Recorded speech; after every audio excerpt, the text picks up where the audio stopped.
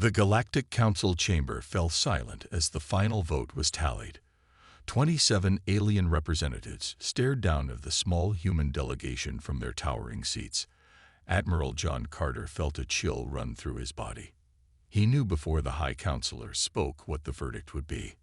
High Counselor Zex Terra rose from his seat. His blue skin shimmered under the chamber lights, 4 arms clasped formally in front of his ceremonial robes. "The Council has reached its decision," Zex Terra announced, his translator making his voice sound flat and emotionless. "By a vote of 23-4, Earth and all human colonies are hereby expelled from Galactic Council territory." A murmur spread through the chamber. Ambassador Patricia Williams stepped forward, her gray suit stark against the colorful alien delegates. "On what grounds?" she demanded, though they all knew the answer. Zex Terra's large eyes blinked slowly. "Humanity presents an unacceptable risk to galactic stability. Your species is unpredictable. Your emotional responses are primitive and dangerous. Your technological development lacks proper restraint." John clenched his fists but kept his face calm. The irony wasn't lost on him. Showing emotion now would only prove their point. "We have followed every council regulation for the past 30 years, Patricia argued. "We've shared our resources, joined your peacekeeping forces, and opened our borders to council trade. Yet your military vessels continue to carry weapons beyond approved limits," countered a reptilian delegate. "Your scientists research technologies explicitly forbidden by council law." "For defensive purposes only," John said, breaking his silence. "The Drenari pirates attacked 3 of our colony worlds. We lost thousands of lives before your peacekeepers arrived. The Council's protection is sufficient for all law-abiding members," Zex Terra stated firmly. "Your desire for independent security measures demonstrates your incompatibility with our community." Patricia tried once more. "High Counselor, please. Earth has 15 million citizens living on Council worlds. We have 23 colonies within Council space. Where are we supposed to go?" The Counselor's expression remained unmoved. "The uncharted void sectors beyond the Cygnus Arm are outside Council jurisdiction. You will relocate there." Gasps came from the human delegation.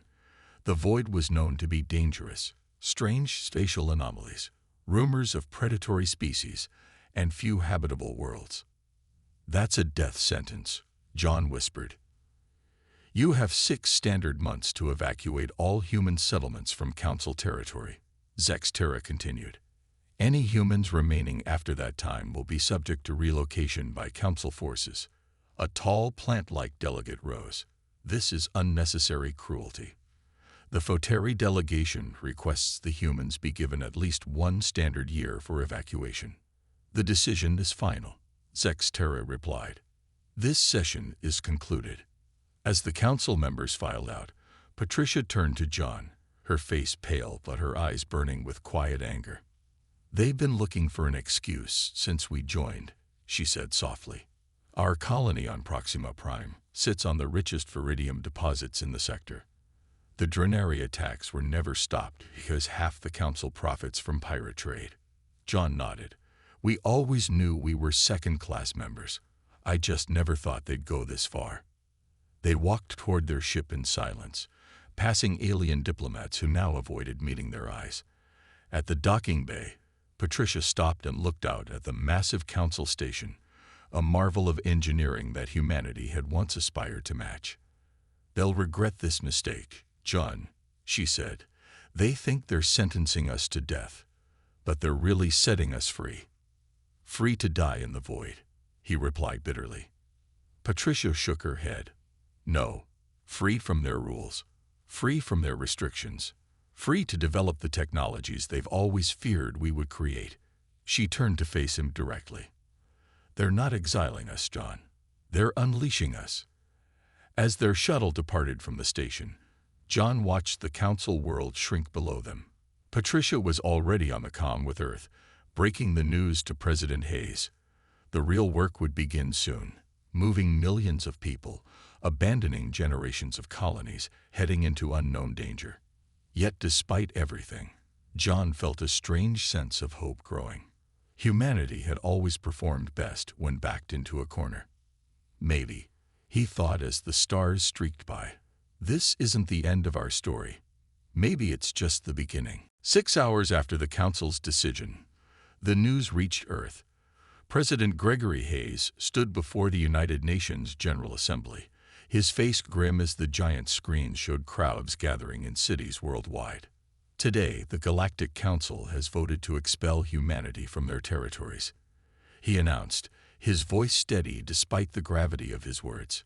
We have been given 6 months to evacuate all our colonies and return to Earth, after which we are to relocate to the uncharted void sectors. The assembly erupted in shouts and questions. Hayes raised his hands for silence. I know this seems like a disaster, but I stand before you today not in defeat, but with determination. Humanity survived for thousands of years before we met the Council. We will survive without them now. In the third row, Dr. Susan Miller listened intently. As Earth's leading xenotechnology expert, she had spent years studying alien tech while being constantly limited by Council restrictions. Her mind raced with possibilities as Hayes continued. We have already begun preparations for the largest evacuation in human history. General Alan Foster will coordinate the return of all 15 million colonists to Earth. After the speech, Susan pushed through the crowd to reach the president's team. Sir, she said when she finally caught his attention, I need to speak with you about our options. 2 hours later, Susan stood in the White House Situation Room before the emergency cabinet. Digital maps showed all human colonies in Council space. The Council has always restricted our technological development, Susan explained. Their fear of us was never about our emotions. It was about our potential to surpass them. She activated her tablet, displaying schematics of various technologies. These are innovations the Council has forbidden us from developing. Dimensional physics, advanced AI, genetic engineering. If we use these 6 months wisely, we can emerge stronger than when we entered exile. Defense Secretary William Harris frowned. You want us to violate Council law while we're still in their territory. The Council has already thrown us out, Susan replied. What more can they do? President Hayes studied the plans carefully. Make a list of everything we need. You'll have whatever resources you require. Above Earth, the massive evacuation was already beginning. General Alan Foster watched from the command deck of the orbital station as the first refugee ships arrived from Alpha Centauri. His aide handed him the latest reports. 15 million people from 23 colonies, Alan muttered. The largest migration in human history, and we have to do it in 6 months. His communication officer called out, Sir, we have a priority message from Luna Base. On screen appeared Olivia Martinez, her lab coat wrinkled from days without sleep. Behind her, a team of scientists worked on complex equipment. General, we've had a breakthrough, she said excitedly. The dimensional fold theory works. We've successfully transported a test object instantly across the lab. Alan's eyes widened. Dr. Martinez, that technology is explicitly forbidden by Council law. Olivia smiled. That's why we've been working in secret for years. But now we don't have to hide anymore. This technology could be the key to our survival in the void. Later that night, President Hayes stood at the White House window, looking at the stars. The first evacuation ships were visible as moving points of light in the sky. His aide brought in the latest reports. Dr. Miller has assembled her team. Dr. Martinez's project is being moved to the Rocky Mountain facility for expansion. General Foster reports the first wave of colonists will reach Earth in 3 days. Hayes nodded. And what about public morale? Mixed, sir. Fear, anger, but also something unexpected, excitement. Applications for the Void Expedition Fleet have exceeded available positions by 300%. Hayes allowed himself a small smile. The Council thinks they're punishing us, but they've forgotten something important about humans.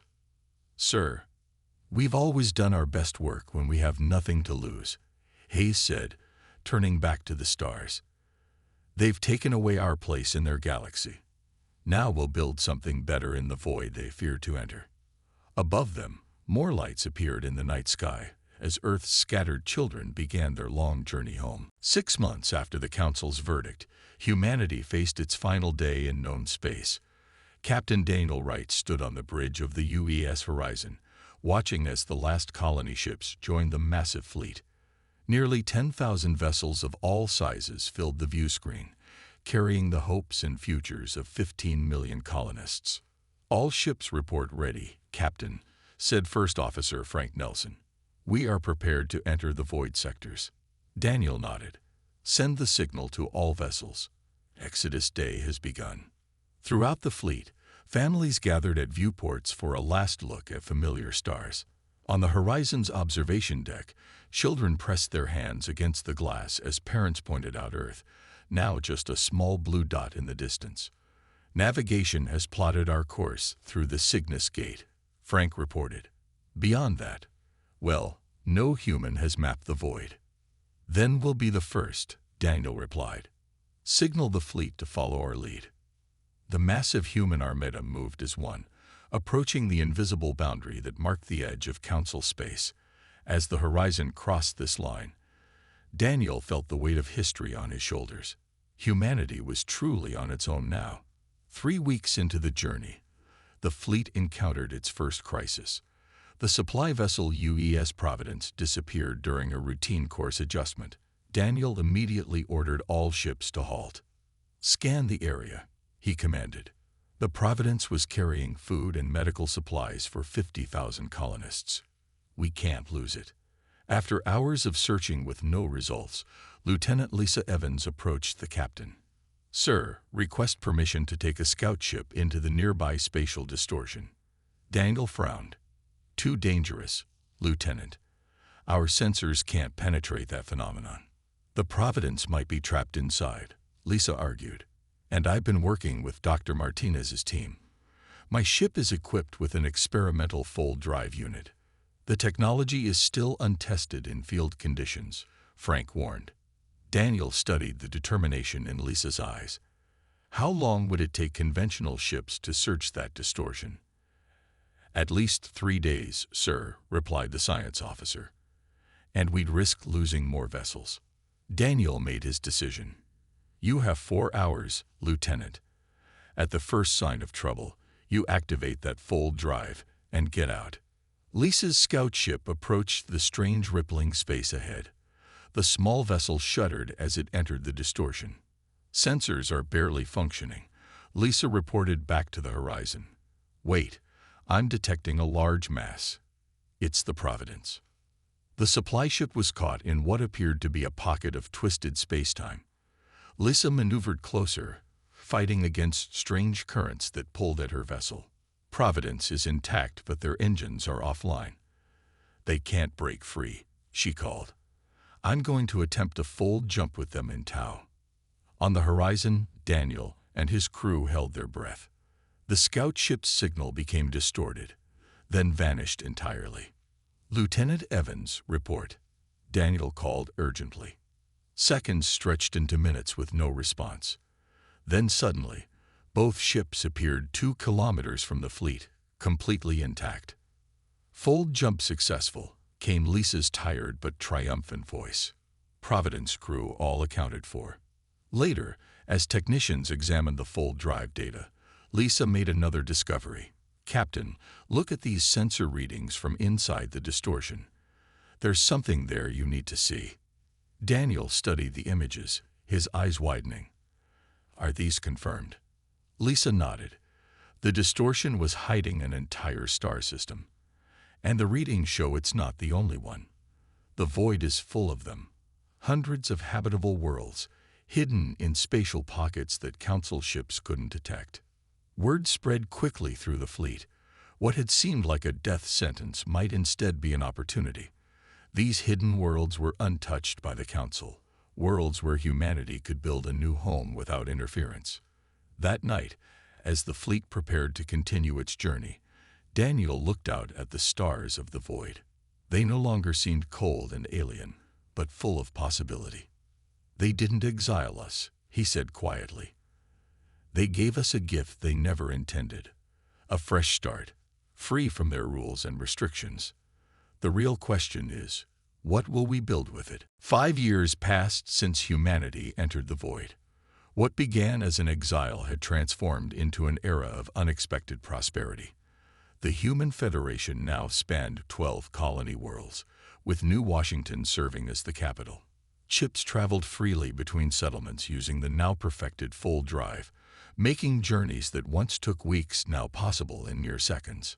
Federation President Gregory Hayes stood at the window of his office, looking out at the gleaming towers of New Washington.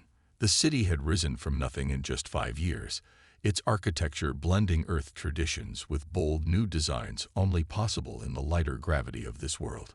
"Our latest census data, Mr. President," said his aide, placing a tablet on the desk. "Population has reached 16 million across all colonies, with a growth rate of 12% annually." Hayes nodded. "Higher than projected. How are our resources holding up?" "Better than expected. Without council restrictions on mining technology, we're extracting minerals at triple the efficiency." A light flashed on Hayes' desk. "The Liberty Colony is calling, sir. They say it's urgent." The screen lit up to show the face of Kevin Russell, chief engineer of the frontier colony Liberty. His expression was a mix of excitement and concern. "Mr. President, we found something you need to see," Kevin said without preamble. "My team was surveying the northern mountain range for mineral deposits when we discovered, well, it's easier to show you." The camera panned to reveal a massive door set into the mountainside. Strange symbols covered its surface, glowing with a soft blue light. "It's not natural," Kevin continued, "and it's definitely not human. We found an entire complex buried in the mountain. The technology inside is like nothing I've ever seen, far beyond even what the Council possesses." Hayes felt a chill run down his spine. "Have you opened it?" "Yes, sir. That's why I'm calling. You need to send Dr. Wilson immediately. What we found inside changes everything we thought we knew about the void." 24 hours later, Federation scientist Amanda Wilson stepped through the ancient doorway on Liberty. Kevin led her through corridors lined with materials that seemed to shift and change as they passed. "The structure appears to be at least 50,000 years old," Kevin explained, "but the power systems are still functioning perfectly." They entered a vast chamber filled with strange devices. In the center stood a holographic display showing hundreds of star systems. "Watch this," Kevin said, touching a panel. The display changed to show various alien species. Amanda gasped as she recognized many of them, including the dominant races of the Galactic Council. "But there's more," Kevin continued, making another adjustment. A new species appeared, tall, slender beings with 4 arms and iridescent skin. "We've been calling them the Precursors," Kevin explained. "From what we can tell, they built an empire that spanned the galaxy long before the Council existed. They created the spatial pockets that hide these worlds. And then, for some reason, they disappeared." Amanda studied the ancient text scrolling beside the images. After years studying alien languages, she could make out some of the symbols. "This mentions something about the Great Experiment and species potential," she said slowly. I think the precursors were studying various species, including early humans." "There's something else you should see," Kevin said, leading her to another chamber. Inside was a map showing both Council space and the void. Text in the precursor language accompanied various marked locations. Amanda read carefully, her eyes widening. "This suggests the Council has known about the precursors all along. They've been finding and hiding precursor sites for centuries." "Why would they do that?" Kevin asked. "Because," Amanda said, pointing to another section of text, "the precursors left technology meant to be discovered by worthy successor species. Technology that could make whoever controls it the dominant power in the galaxy. And the Council didn't want competition," Kevin concluded. "Exactly. They'd been hoarding precursor sites while keeping other species from finding them. That's why they were so eager to banish us to the void." They thought it was empty. But instead, they sent us straight to the biggest cache of precursor technology in the galaxy, Kevin said with a growing smile. Amanda nodded, her mind racing with possibilities. The Council didn't exile us to die. They accidentally gave us the keys to the kingdom. As they worked through the night cataloging their discoveries, neither noticed the small precursor symbol that began glowing on a hidden panel, a signal being sent to other sites across the void, announcing that after 50,000 years, someone had finally passed the first test. 10 years after banishment, the Human Federation had grown to 30 thriving worlds. Precursor technology had advanced human capabilities far beyond what the Council had ever permitted. Fold drive ships now traveled between colonies in the blink of an eye, while new medicine extended human lifespans and cured once deadly diseases. On the edge of Federation space, explorer Nicole Harrison piloted her scout ship through an uncharted region. Her mission was to map potential new colony sites in this sector of the void. Computer, run another scan of that spatial distortion at bearing 047, she instructed, sipping her coffee. Scan complete, replied the AI. Detecting metallic object within distortion field. Preliminary analysis suggests artificial construction. Nicole sat up straight. Artificial. Is it precursor technology? Negative. Design does not match known precursor patterns. Intrigued, Nicole guided her ship closer.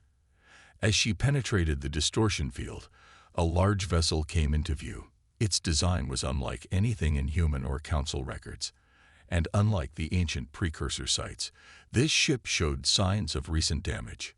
Life signs detected, announced the computer. Non-human biosignatures, multiple individuals in stasis. Nicole's heart raced. First contact protocol. Alert Federation headquarters and prepare emergency medical systems. Hours later, Nicole stood in her ship's medical bay, watching as the ship's doctor examined the first of the alien survivors. The being was humanoid, but with pale blue skin and silver-flecked eyes.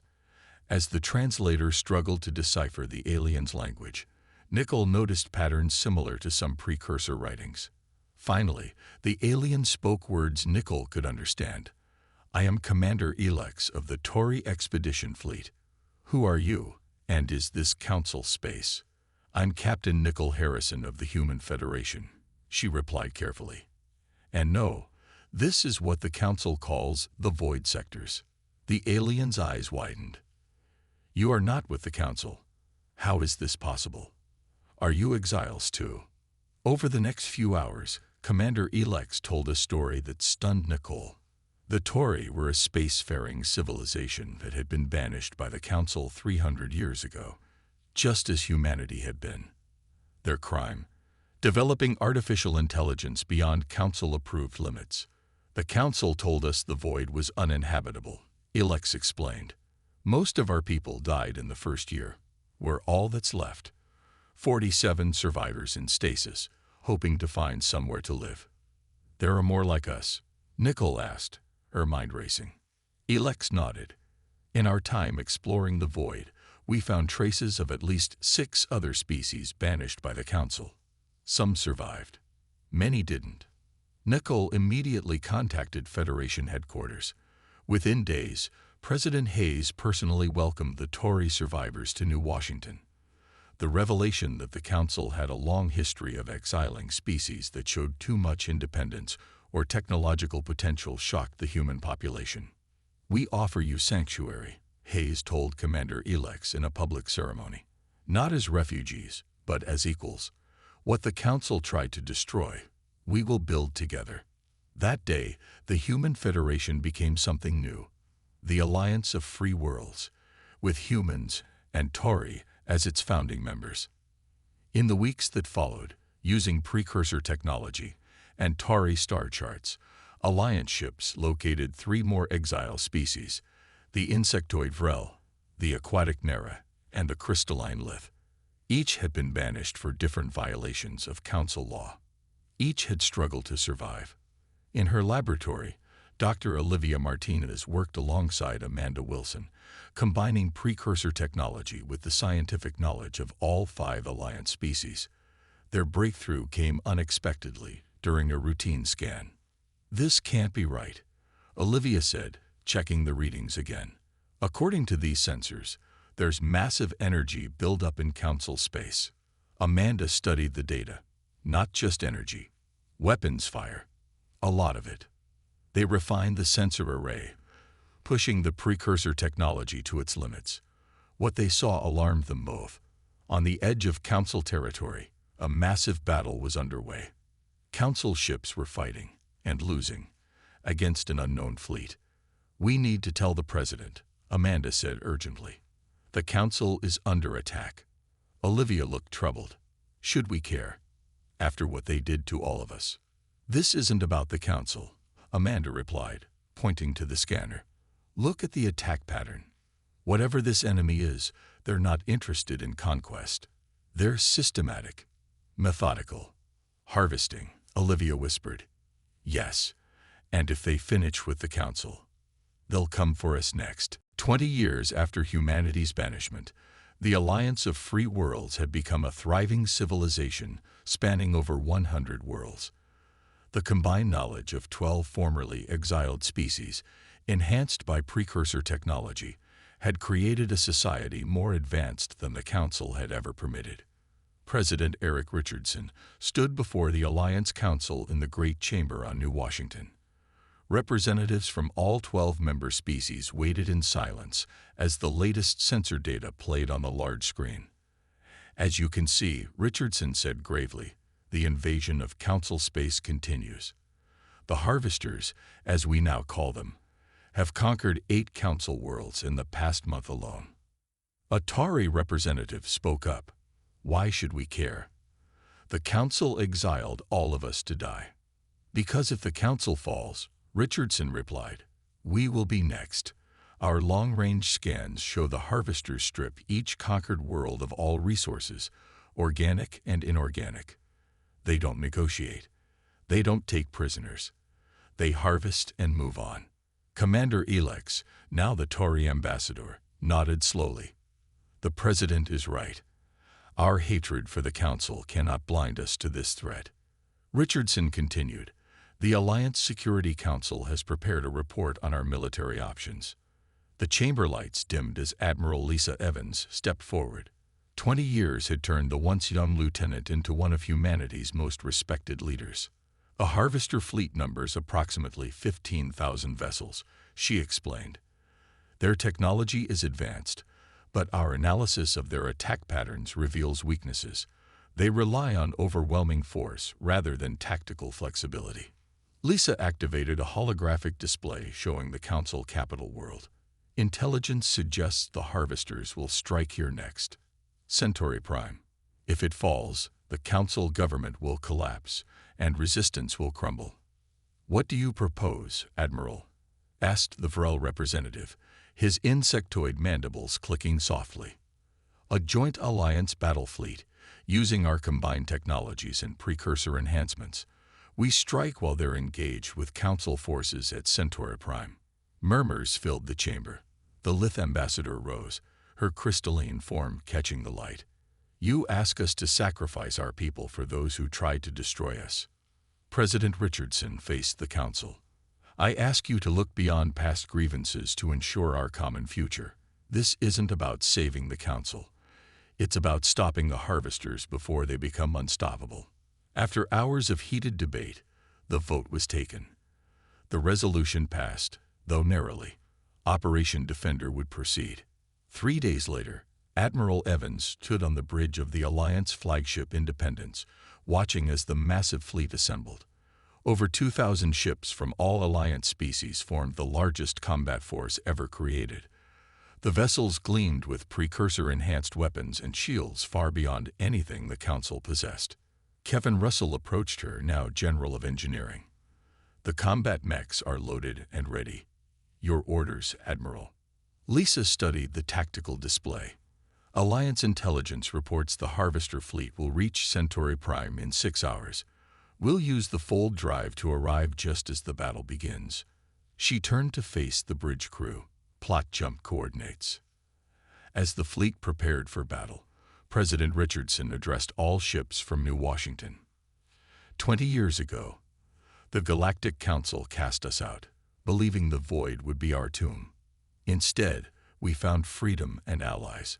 We built something better than the empire that rejected us, a true alliance of equals. His voice grew stronger. Today, we return to Council space not for revenge, but to defend life itself. The Council may have forgotten the meaning of justice and compassion, but we have not. We fight not because we hate our enemies, but because we value all life, even the lives of those who once condemned us. Throughout the fleet, crews made final preparations. Families said goodbyes. Old enemies turned allies, stood shoulder to shoulder. On the Independence, Lisa gave the final order. All ships, prepare for fold jump. The massive fleet vanished in a flash of light, leaving the safe haven of the void for the first time in 20 years, heading toward the heart of Council space and a battle that would determine the fate of the galaxy. The Alliance fleet emerged from fold space directly into chaos. Centauri Prime's orbital defenses were already in flames. Hundreds of Council ships fought desperately against the Harvester Armada, and they were losing badly. Tactical assessment. Admiral Lisa Evans ordered, her voice calm despite the destruction visible on the view screen. Council fleet at 30% strength and falling, reported her tactical officer. Harvester forces deploying ground units to the capital city. Civilian evacuation incomplete. Lisa made her decision instantly. All ships, battle formation Delta. Target Harvester command vessels first. Ground forces prepare for immediate deployment. The Alliance fleet moved with precision that shocked both the Council defenders and the Harvester invaders. Precursor-enhanced weapons tore through Harvester shields that had easily withstood Council firepower. On the Council flagship, an aged High Counselor, Zex Terra stared in disbelief as the new arrivals engaged the enemy. "Who are they?" he demanded. "Those ships match no known design in our database." His aide studied the scanners. "Sir, they appear to be human vessels. And others, Tauri, Vrel, all exiled species." Zex Terra's forearms trembled. "Open a channel to their lead ship. Now." On the Independence, Lisa received the incoming transmission. "It's the Council flagship, Admiral. High Counselor Zex Terra himself." Lisa nodded. On screen, the aged alien who had once condemned humanity to exile appeared before her. His once proud bearing was now that of a desperate leader watching his civilization collapse. "Humanity," he stammered, "you return to save us." Lisa's response was simple. "We're not like you. We don't abandon others in need." She cut the transmission and turned to her crew. "Continue the offensive. Launch all ground units." Below, on the surface of Centauri Prime, General Ryan Cooper led Alliance troops into the battle zone. Civilians fled past them toward evacuation points as Harvester ground units smashed through Council defenses. "Team Alpha, secure that evacuation center," Ryan ordered. "Beta and Gamma, with me to the Central Plaza." The Alliance soldiers moved with courage and discipline. Unlike the Council forces who fought for duty, they fought with purpose to protect lives, regardless of species. A Council security officer stared in shock as human soldiers rushed past to engage a group of Harvesters threatening civilian shelters. "Why are you helping us?" he asked Ryan. "Because it's the right thing to do," Ryan replied simply before rejoining the fight. The tide of battle began to turn as Alliance ships gained control of orbit. But on the ground, Harvester units continued to push toward the Council chambers. Then a message came through from New Washington. "General Cooper, reinforcements inbound." The sky above the Capitol lit up as dozens of massive objects descended through the atmosphere. Ryan grinned at the sight. "What are those?" the Council officer asked in awe. "That," Ryan said proudly, "is Project Titan." Kevin Russell's voice came through the comm system. "Ground teams, clear the Central Plaza. Deployment in 30 seconds." The massive transport ships opened, dropping 30-meter-tall combat mechs onto the battlefield. Each was powered by full technology, allowing them to teleport short distances across the battlefield. The harvesters, for the first time, seemed to hesitate. Inside the lead mech, Kevin activated the command systems. All Titan units, engage. Remember your training. These suits can teleport, but you've got a 3-second cooldown between jumps. The mechs moved with impossible speed, blinking around harvester units too quickly for them to target. Council civilians watched in amazement as the massive machines systematically pushed back the invaders. In orbit, Lisa directed the fleet with precision born from years of preparation. Target their supply ships. Cut off their support. After 3 days of fierce combat, the harvester forces began to retreat. Their remaining ships abandoned the planet, jumping to light speed with Alliance vessels in pursuit. On the command deck of the Independence, Lisa received reports from across the battlefield. Harvester forces in full retreat. Admiral, her tactical officer announced. Council capital is secure. Civilian casualties minimal. Lisa allowed herself a small smile. Send word to Alliance Command. Phase 1 complete. Phase 2 begins now. We take the fight to their territory.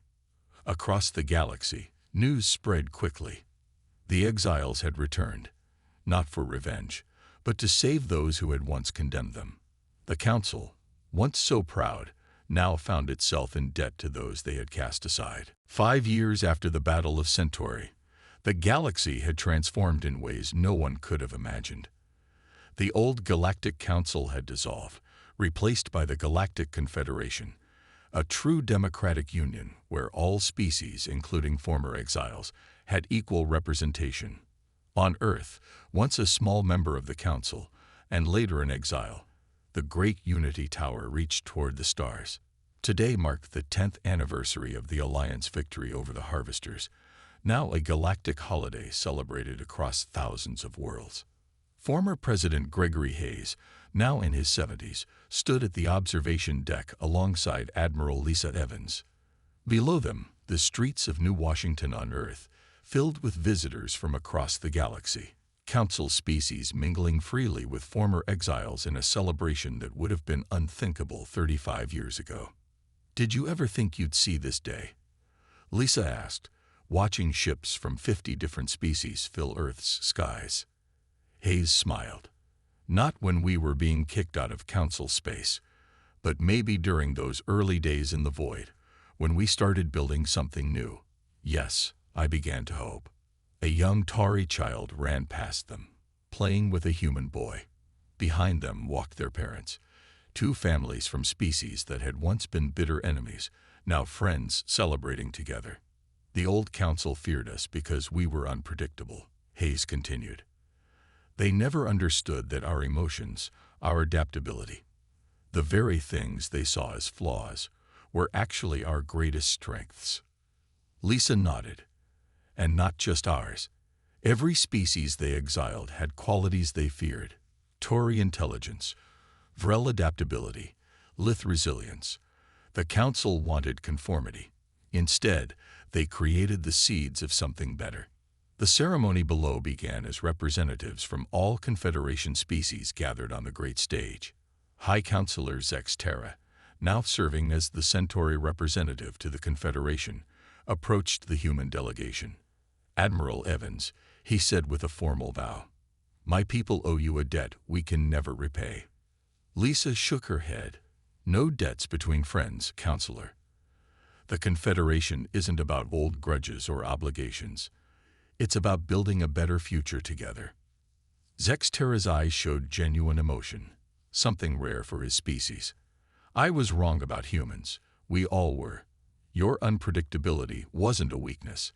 It saved us all." The main doors opened as President Olivia Martinez entered. Once a scientist working on forbidden technology, she now led the Confederation with representatives from 12 other species serving as her council. "Today we celebrate not just victory," Olivia began, her voice carrying across the gathering, "but transformation. 35 years ago, Humanity faced exile from the only galactic community we knew. We were judged too emotional, too unpredictable, too dangerous to belong. The crowd grew silent as she continued. That judgment proved correct, but not in the way anyone expected. We were unpredictable enough to thrive where others thought we would perish, emotional enough to forge alliances with other exiles rather than fight over resources, and yes, dangerous enough to defeat the harvester threat when conventional forces failed. She gestured to the diverse crowd before her. What the old council never understood was that diversity isn't a weakness. It's the greatest strength any civilization can possess. Different perspectives, different approaches, different solutions to the same problems. As the speech concluded, Kevin Russell joined Hayes and Lisa at the observation deck. His Titan mechs, now peaceful construction units, were helping build new Confederation facilities across the planet. "Hard to believe it all started with getting kicked out of the council," Kevin remarked. Hayes looked out at the celebration below. "They banished us because they feared we were too unpredictable, too emotional. They never understood that those were our strengths, not weaknesses." Lisa nodded, watching ships from across the galaxy filling Earth's skies. "They wanted to contain us within their empire. Instead, we built something better, not an empire of conquest, but a confederation of equals." As the celebration continued into the night, the stars above seemed brighter somehow.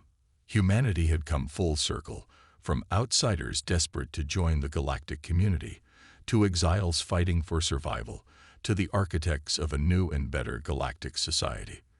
The empire that had rejected them was gone, replaced by something greater than anyone could have imagined. And throughout the void and beyond, on thousands of worlds once thought uninhabitable, the lights of civilization shone as a testament to the power of cooperation over conquest, of diversity over uniformity, of hope over fear.